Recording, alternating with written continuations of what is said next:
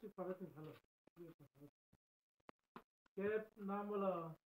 নাম জানো না মনে হয়, যে জিজ্ঞেস করছে। আফিজুল খুরশিদ আলম। চলে যায় না, হার্ট হয়ে ভুলে যায়। प्रशांत अडे এটা আমার ভিডিও করছে। प्रशांत दादा আছে लेकिन दादा जो सुपरवाइजर है শুধু দাদা। हाफिजुल दादा के सबसे पहले आएगा। हाफिजुल मियां नहीं आया, आके आया देखो ये क्या? देखो दो हाफिजुल को हाथ में दो, मैं फोटो खींच रहा हूँ, एक वीडियो बना रहा हूँ। जो कंपनी ने एक एक आदमी को एक गामछा दे रहा है। क्या इसको क्या बोले? साफी साफी পেয়েছো মাল? না, প্রাইজ সবাইকে প্রাইজ ডিস্ট্রিবিউশন হচ্ছে। চলো একটা করে তো পায়েসও দেওয়ার দরকার স্যার, এই প্যারা। এই তো প্রাইজ, আর কি প্রাইজ চাই? সান প্লাস কালার দেখেছিস?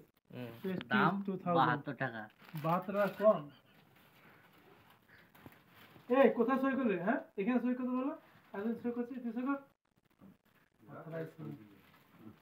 একটু নজর দিয়ে দিচ্ছি পুরো ঘাটা।